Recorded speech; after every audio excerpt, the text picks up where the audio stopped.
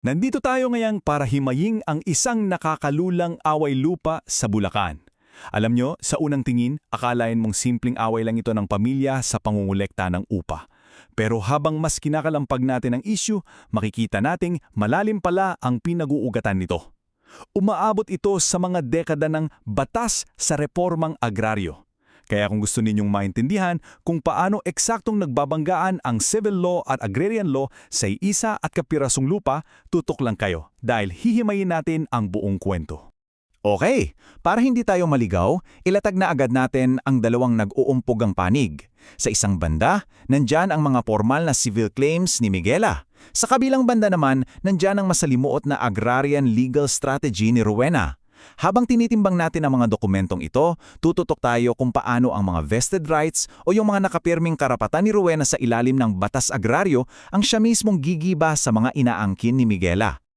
Unang bahagi, ang awayan sa upa ng pamilya. Magsimula muna tayo sa ibabaw ng issue, sa isang bagay na napakadaling intindihin nating lahat. So, ganito ang nangyari. Matagal nang nagpapaupa ng mga apartment si Rowena at ang kanyang asawa si Ernesto. Maayos ang takbo ng lahat, hanggang sa biglang pumagitna si Miguela at tuluyang hinarang ang mga bayad sa upa. Ang malala dito, yung mga naguguluhang tenants tulad ni Arlene Corpus at Aling Linda ay naiipit ngayon sa gitna ng matinding away pamilya. Hindi tuloy nila alam kung sino ba talaga ang tunay na may-ari na dapat nilang bayaran. Nakaka-stress para sa kanila, di ba? Ikalawang bahagi, ang otoridad ni Miguela. Ngayon, baka itanong ninyo, saan ba humuhugot ng lakas ng loob si Miguela para ipahinto ang mga upa? Ang legal na otoridad niya ay nagmumula sa isang direktang utos galing pa sa matriarka ng pamilya, walang iba kundi si Aurelia Angeles. Gamit ang isang general power of attorney, iginigiit ni Miguela na siya lang ang tanging may karapatang mamahala sa bukong ari-arian. At ayan, napakagandang inilalarawan nito ang mismong pundasyon ng claim niya. Isang transfer certificate of title na malinaw na nakapangalan kay Aurelia bilang absolute o nag-iisang may-ari ng lupa in fee simple. Para kay Miguela, ito na ang katapusan ng usapan. May titulo ang ina niya, kaya sila lang dapat ang masusunod. Bukod pa rito, gumawa pa si Aurelia ng isang sinumpaang salaysay noong 2014. Nakasaad dito na hindi niya raw kailanman pinahintulutan si Rowena na paupahan ng lupa. Kaya binibigyan nito si Miguela ng legal na kapangyarihan para ipawalang bisa ang mga kasunduan sa mga tenant. Mukhang solid at matibay sa unang tingin, tama? Pero teka lang, dito na natin ibubunyag ang malaking butas sa argumento ni Miguela. Kasi nakadepende lamang siya sa isang ibabaw na titulo at tuluyan niyang binabaliwala ang mas malalim at mas makapangyarihang agrarian rights na matagal nang nakatanim sa lupang ito. Ikatlong bahagi, ang mga kanseladong titulo. Habang matigas na iginigiit ni Miguela ang civil ownership, nakasandig naman si Rowena sa Agrarian Reform Law. Para masundan natin ng maayos, balikan natin saglit ang kasaysayang agraryo ng eksaktong lupang ito. Nagsimula ang lahat ng ipatupad ang Presidential Decree No. 27 noong 1972. Pagkatapos noon, nag-issue ng mga emancipation patent sa kampo ni Rowena. Pero, fast forward tayo, kinanselan ng Court of Appeals ang mga titulong ito noong 2008. Dahil nga sa malaking desisyon ng Court of Appeals na yan noong 2008, naglabas ang mga regular na korte ng isang final notice to vacate noong 2015 para pisikal ng palayasin ang pamilya ni Rowena. Dito sobrang kumpiyansa si Miguela. Akala niya tapos na ang boxing. Wala na raw karapatan sina Rowena dahil evicted na sila. Ika-apat na bahagi ang vested rights loophole.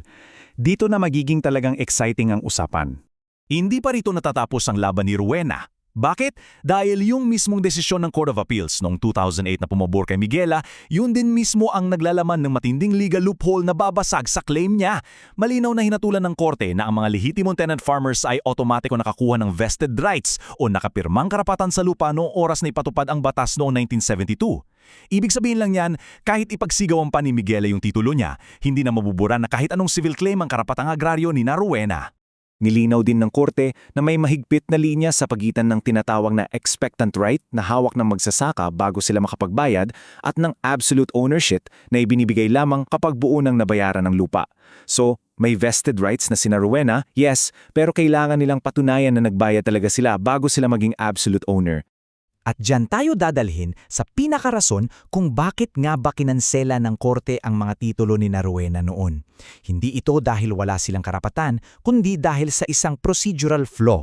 Nung panahon ng paglilitis, simple lang ang naling problema nila. Nabigo silang magpakita ng ebidensya o resibo na nabayaran nila ang amortisasyon. Ang sabi lang ng korte na asaan ang katibayan ng pagbabayad ninyo. Nawawala ang resibo noong oras na iyon. Ikalimang bahagi, ang estratehiya ng resibo mula 1992. Ito na ang plot twist natin. Ang nawawalang ebidensyang iyon ang siyang tuluyang magpapaguho sa lahat ng civil claims ni Miguela ngayon. Makalipas ang ilang dekadang pagtatalo sa korte, boom! Nakuha nila ang mga specific certifications na ito mula mismo sa Land Bank of the Philippines. At alam nyo ba kung anong ipinapakita nito? Na nagkaroon talaga ng full advance remittance noong July 13, 1992 na nagkakahalaga ng 11,447 piso. Ang matagal nang hinahanap ng korte nasa kamay na nila. Tingnan natin kung paano ito lalong nagiging solido. May bago at formal na sulat mula sa DAR ngayong January 2025 na opisyal na nagbavalidate sa orihinal na resibo mula pa noong 1992. Ito na mismo ang patunay ng pagbabayad na sinabi ng korte noon na nawawala. Winawasak nito ng tuluyan ang ilusyon ni Miguela na sila lamang ang natatanging absolute owner. Dahil armado na sila ng napakatibay na ebidensyang ito, gumawa si Rowena ng isang 2026 Special Power of Attorney para legal na isampal ang mga resibong ito. Ang ultimate goal nila, iangat na ng tuluyan ang kanilang expectant right para maging isang ganap at hindi matitinag na absolute ownership. Isang napakatalinong galaw para direktang neutralisahin at supilin ang eviction notice ni Miguela. Sa huli, iniwan tayo ng kwentong ito sa isang napakagandang pagbabanggaan ng mga batas. Ipinapakita nito sa atin na ang mga vested agrarian rights na nakaugat na mismo sa lupa ay hindi kailanman basta-basta madidiktahan o mabubura ng isang simpleng titulo sibil. Kaya ang malaking tanong na iniiwan natin para sa inyo ngayon, sapat ba ang isang natagpuang resibo mula pa noong 1992 para tuluyang baligtarin at talunin ang isang utos ng pagpapalayas ngayong 2026? Ano sa tingin ninyo? Hanggang sa susunod nating paghimay, manatiling mapanuri at mausisa.